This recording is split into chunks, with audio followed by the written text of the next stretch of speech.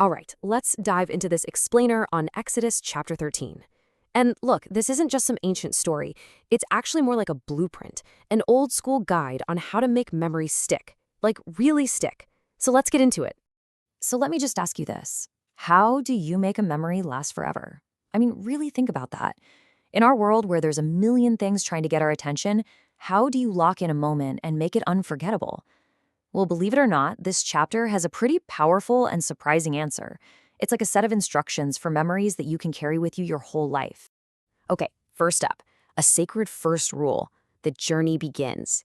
You really have to picture the scene here. The Israelites have just escaped Egypt after centuries of slavery. They're finally free, but they're also standing at the edge of this vast, intimidating desert. And it's right here in this brand new, totally raw moment that they get their very first instructions as a free people. So, verses 1 and 2. The very first thing God says, it isn't about setting up a government or an army. It's this one word, consecrate. It just means you set something apart, make it special, make it holy. So I want you to picture this. A massive spotlight just snaps on in the sky. It shines down and singles out the firstborn child in every single family and the firstborn animal in every flock. They are being marked as uniquely important. That's the first step to creating a memory that lasts. You have to make it sacred. All right, on to our next section, remember with bread. This is all about an unforgettable meal, because the next piece of this puzzle isn't just a thought. It's something physical you have to do, something designed to be repeated for generations to come. Okay, verse 3. Moses lays it out, plain and simple. Remember this day. And that's not a friendly suggestion. It is a direct command. Just imagine a giant calendar suddenly appears in the sky, and this exact date is circled in fire. And right below it, you see a picture of a door with its lock completely shattered. Freedom. But here's the kicker. This memory is immediately tied to an action. Specifically, something you don't eat. No puffy, leavened bread. Then in verses 4 and 5, we see this incredible link between what's happening now and what's coming in the future. It's like God is saying, you're leaving right now, today, but this memory you're making, you're going to carry it with you all the way to the amazing place I'm taking you, a land flowing with milk and honey. Picture it. The dusty, boring path they're on suddenly transforms into this vibrant, colorful road with, literal rivers of milk and honey flowing up ahead. The memory itself is what fuels the journey forward. So, just so we're all on the same page, what exactly is leaven? It's simple. It's the stuff that makes bread get all puffy and rise. You know, like yeast. It's what makes bread light and airy. And they were told to eat the exact opposite, this dense, flat bread. Now, verses 6 and 7 get really serious about this. For a whole week, 7 days, it's only flat bread. But it gets even more intense. It says that no leavened can even be seen anywhere near you. I mean, picture a movie-style montage of people frantically cleaning out their houses, searching every single nook and cranny, and tossing out any little bit of puffy bread they can find. It's a total symbolic clean break from their old life. And here it is in verse 8, the next big key to making a memory last. You have to talk about it. This is not a silent personal thing. It explicitly says you shall tell your son. Memory gets passed down through storytelling. Just imagine a father and his child sitting around a campfire. The dad points way, way back toward the horizon, where you can just make out the silhouette of the pyramids. And he says, this flatbread we're eating, this is why. It's because of what happened for me back there. Then verse 9 gives us this absolutely wild imagery. This memory is meant to be a sign on your hand and a memorial between your eyes. So we're not just talking about some passing thought here. This is meant to become a physical part of you.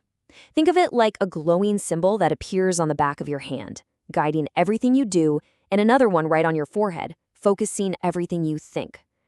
That's how deep this memory is supposed to go. And finally, verse 10 just hammers the point home. This is not a one-and-done kind of deal. It says you're going to keep this ritual from year to year. This is a lifelong, generation-spanning commitment.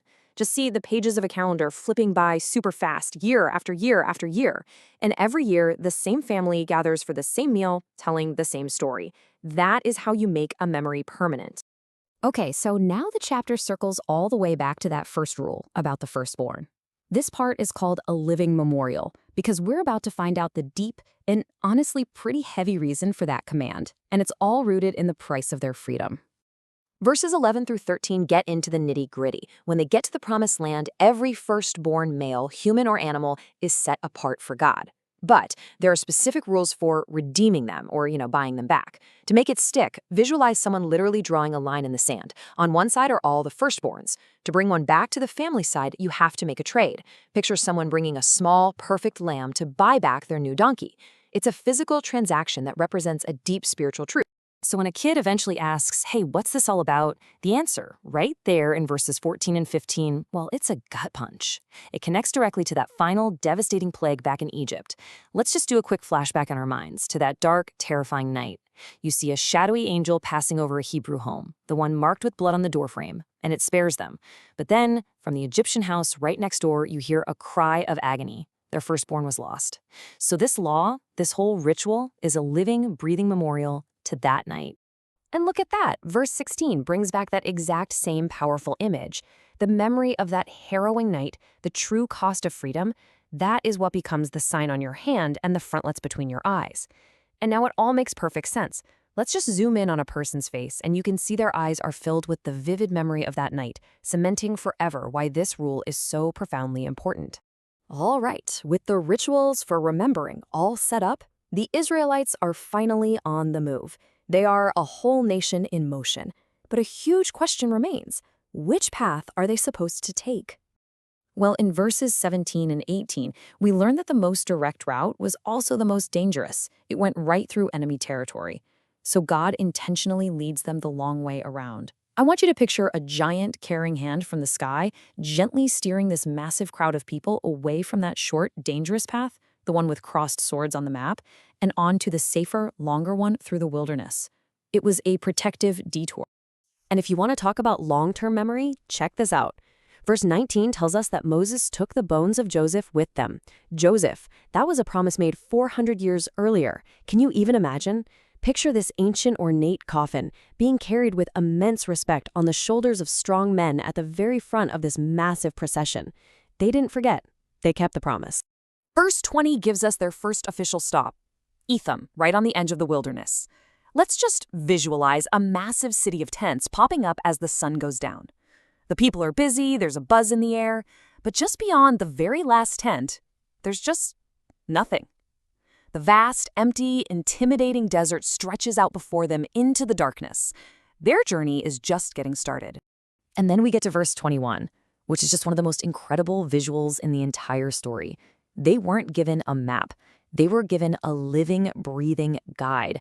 By day, picture a colossal, swirling column of cloud rising up into the sky, showing them the way and giving them life-saving shade from that brutal desert sun.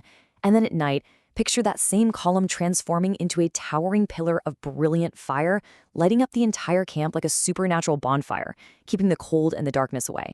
And this guide wasn't a part-time thing either. It wasn't just there for the tricky parts.